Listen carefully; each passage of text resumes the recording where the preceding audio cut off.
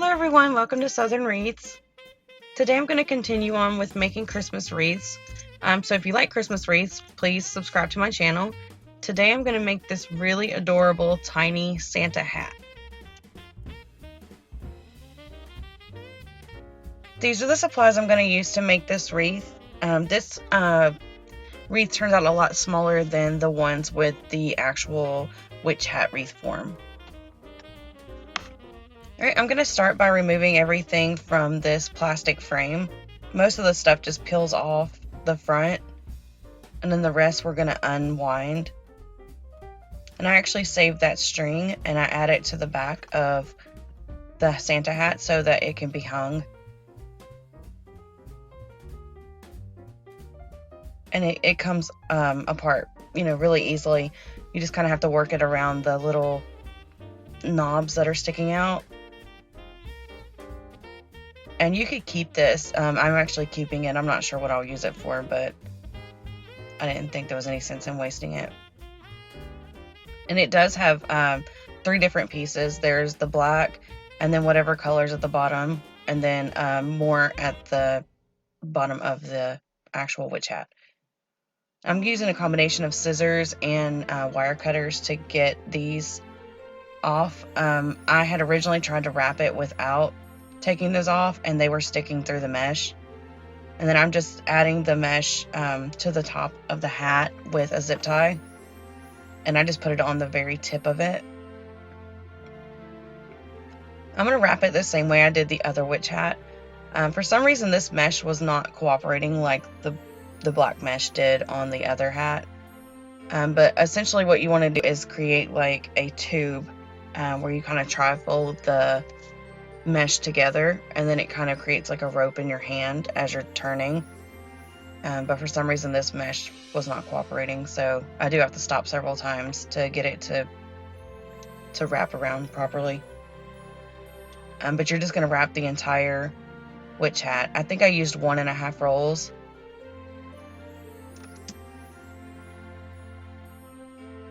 I actually made a black hat after this, and I used 3-inch mesh to do that, and I had to keep connecting it to the frame as I went down with zip ties because it wanted to slide around everywhere, but I didn't find that problem with these. And then once I finish the 1 roll, I'm just going to attach the second one. As I'm finishing the first mesh, I'm attaching the second mesh, so I only need 1 zip tie.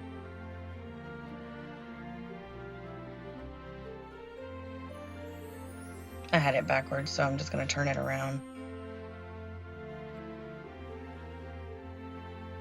I kind of like this one better than the big witch hat frame because it wasn't so big.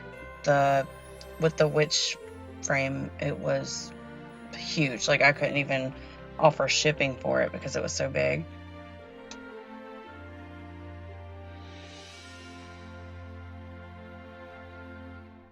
Yeah, see how I have to fight with it, and this is the second roll, so I'm not sure if I was just doing something differently or if the red mesh is different.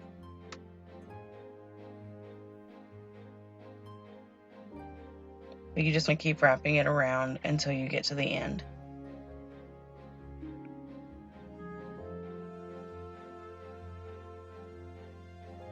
And then I'm going to secure it to the actual bottom part of the frame.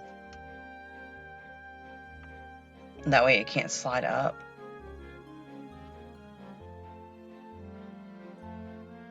And I made sure I pulled it tight because I didn't want it loose at all, because then it will come around to the front and you'll be able to noticeably see how loose it is. I'm going to cut 2 rolls of white mesh at the same time at 15 inches. And then instead of doing the curl method, this time I decided to do the ruffle method. And I'm just going to curl in the first part and then ruffle it together and then curl in the last.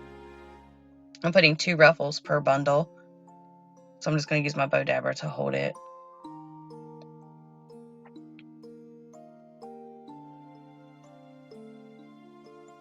I'm going to use half of a pipe cleaner for each bundle. You can use a whole one, but I end up trimming it away at the end, so it's kind of wasteful if you use a whole pipe cleaner.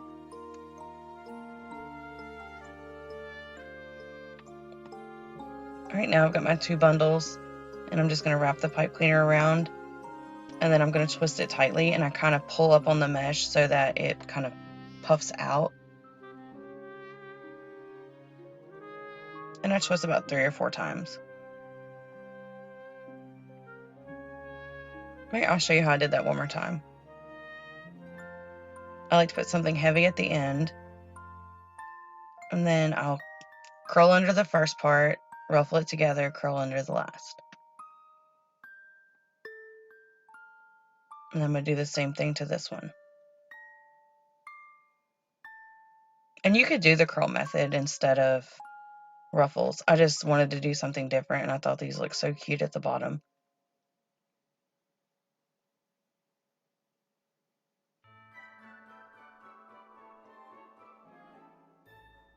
It makes it look fluffy. So to add the bundles, I'm going to add them to the top 2, and I'll actually zoom in and show you here in a second. I wanted to make sure that I got a bundle on each point of the hat so that it had like the curve shape that I wanted. And then I'm just trimming away the pipe cleaner and tucking it under.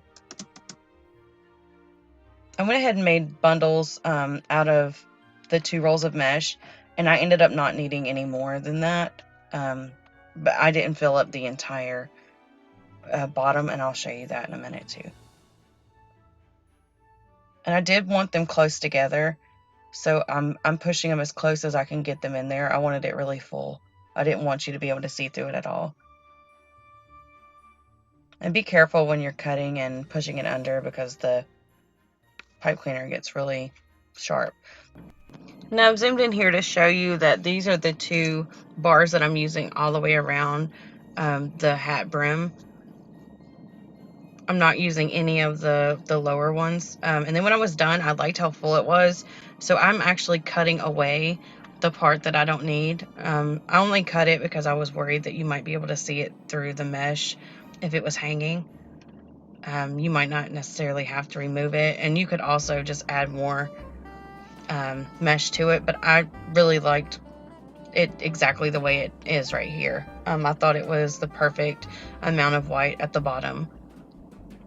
Alright, I bought a little Easter Bunny kit at Dollar Tree. Mine actually still had Easter Bunny stuff out for some reason. And I'm just using the cottontail to make the little poof at the top. I just cut it apart and then tied it in a knot. And then I'm just going to attach it with a zip tie. And then I'll trim away all of the excess string. Once I turned it over, I was worried that it would flop off the top. So I decided to add another zip tie to the front.